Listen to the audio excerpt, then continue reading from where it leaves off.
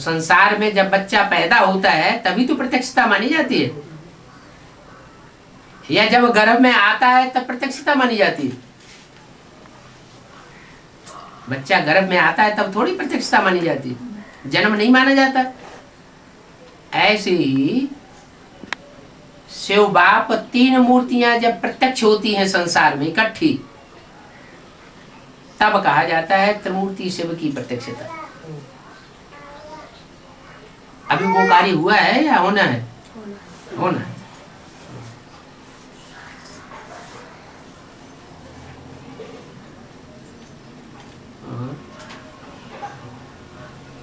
500 करोड़ की दुनिया जो है वो कब तक रहेगा? 2000 कृष्ण बच्चा का जन्म होता है उसी समय खत्म हो जाता है कि 2036 तक रहेगा? वो प्रश्न बार बार सभा में पूछा जा रहा है, वो वाणियाँ आएंगी तो सब क्लियर हो जाएगा। कृष्ण की जो प्रत्यक्षता होगी वो नई दुनिया में होगी या पुरानी 500 करोड़ दुनिया के बीच होगी?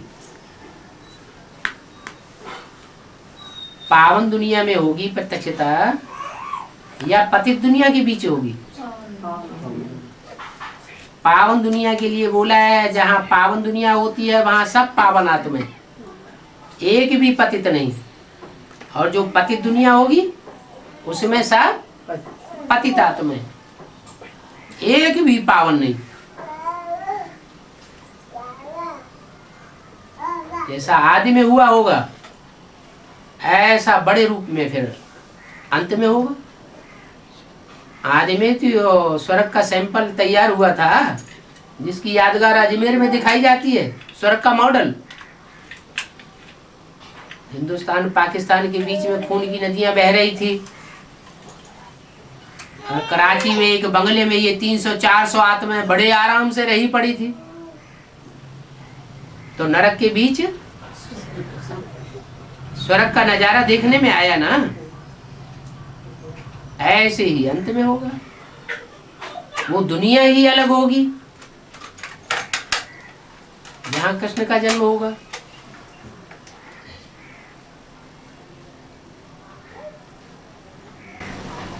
तो बाहर की दुनिया में 500 करोड़, बाहर की दुनिया 500 करोड़ की, अंदर की दुनिया तो बहुत थोड़ों की होगी। जो श्रेष्ठ से श्रेष्ठ आत्माएं होंगी उनके बीच कृष्ण प्रत्यक्ष होगा या 500 करोड़ के बीच प्रत्यक्ष होगा? है? कौन है श्रेष्ठ से श्रेष्ठ आत्मा? कितनी है? हैं? 8 है। जो 8 है, 108 में तो दूसरे धर्म के छिलके वाले भी भरे पड़े। वो श्रेष्ठ थे श्रेष्ठ तो नहीं कहे जाएंगे। जो 8 हैं वो सब के पूर्वज हैं, पहले पत्ते की भी पूर्वज हैं। तो वो दुनिया ही अलग होगी।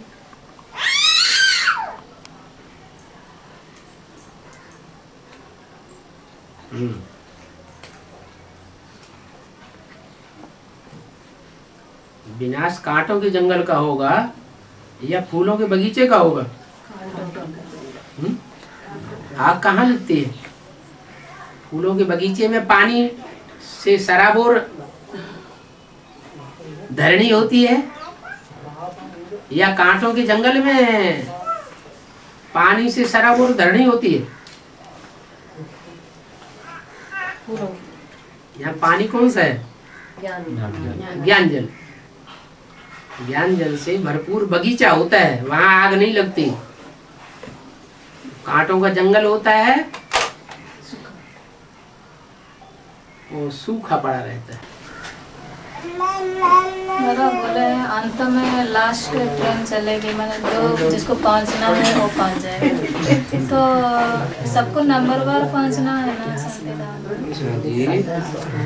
तो फिर ऐसे बोलेंगे नंबर वार नहीं पहुंचेंगे तो नंबर कैसे बनेंगे? फिर बोलेंगे लास्ट ट्रेन हाँ, तो सबको एक साथ जाना पड़ेगा। सारी ट्रेनें ऑल इंडिया में एक साथ ही छूटती हैं क्या? कि आगे पीछे छूटती हैं? छूटने वाली ट्रेनें हैं, उनके टाइम भी तो नुदे हुए हैं ना, हाँ जी। ऐसे ही है।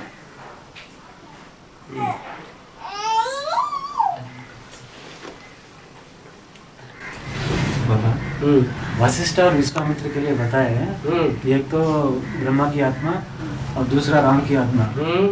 वो वशिष्ठ और विश्वामित्र तो सप्तऋषि में नहीं आते हैं क्या? क्यों नहीं आते? सात नारायण के लिए गाय नहीं कि वो सप्त ऋषि है। ऋषि 9 है क्या? इसलिए ब्राह्मणों की 9 कुरियां गाई हुई। कितनी? 9 कुरियां गाई हुई। नवग्रह का पूजन होता है। जो ग्रह होते हैं उनमें जड़त्वमय भी है, और उन नवग्रहों को चलाने वाली कोई चैतन्य आत्माएं भी है। तो जो 7 हैं वो अलग हैं, और 2 सूर्यवंशी और चंद्रवंशी, सूर्य और चंद्रमा अलग है।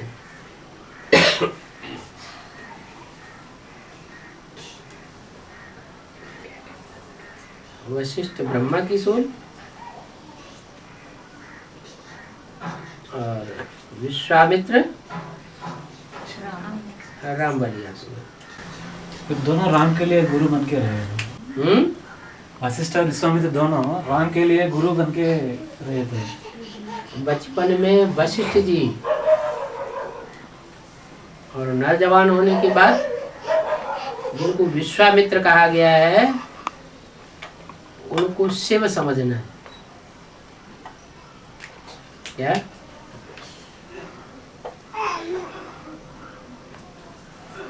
राम की आत्मा गुरु है वास्तव में,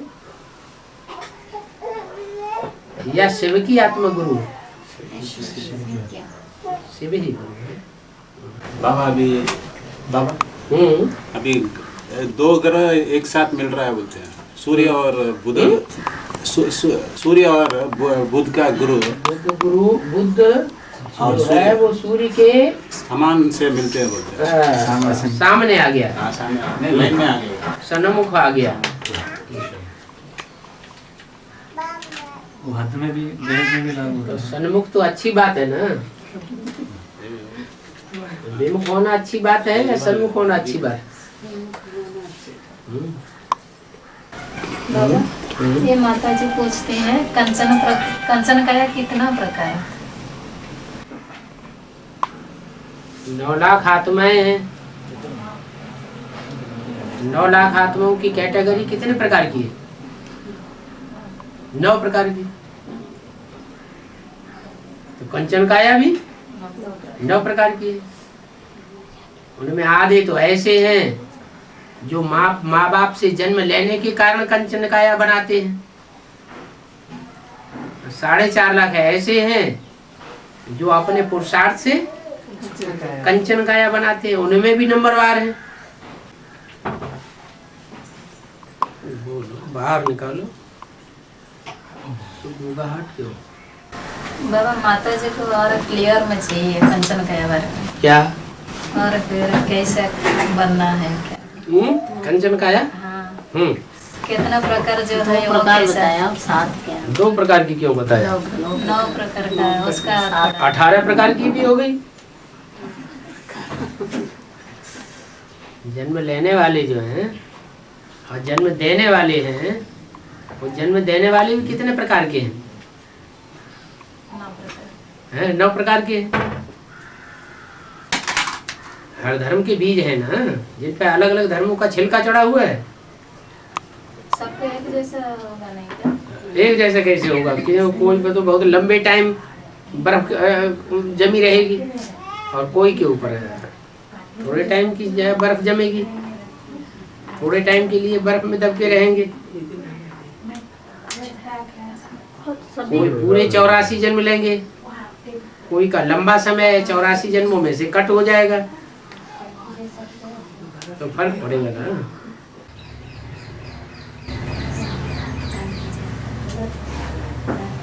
बाबा, आपने बोला ना तैयारी करना अभी जल्दी जल्दी अंतिम समय, क्या तैयारी करना? थोड़ा इशारा देना बाबा। इसी वाणी में इशारा दे दिया। थोड़ा अभी अभी आता है। इसी वाणी में ही इशारा दे दिया है। बाबा 84 जन्म में हम लोग को जो अपना ब्राह्मण परिवार में ऐसे द्वापर से लेके 63 जन्म जो है अपना शूटिंग चलेगा अपना ब्राह्मण परिवार में ना, वही अपना सा जो संग संपर्क में जो आ रहा है लौकिक दुनिया के लिए। लौकिक दुनिया आएंगे क्या? नहीं? क्या करके बोलो, क्या बात, क्या कह रहे बाबा जो अपना 84 जन्म में जो परिवार अपना होंगे तो अपना ये जो देवात्मा के साथ होंगे या दूसरा यही देवात्मा के साथ रहेंगे या दूसरे में जाएंगे? दूसरे के साथ है वो चारों से जब पूरा देवात्मा संस्कार अलग अलग सुंदरम से बाहर पर जो बाप के ग्रुप के होंगे, बाप सिर्फ एक ग्रुप से कनेक्टेड है या सभी ग्रुप से कनेक्टेड है? सभी ग्रुप्स में कनेक्टेड सबका साथ। बाप जब सबके साथ है तो बाप के साथ ही भी सबके साथ रहेंगे। जहाँ जहाँ वर्षा पाने योग्य सात्विक स्टेज होगी वहाँ वहाँ बाप उन बच्चों को सहयोग दे करके राजाई की स्थापना में सहयोग करेगा। मतलब तो देवात्मा साथ ही बच्चे भी साथ ही रहेंगे।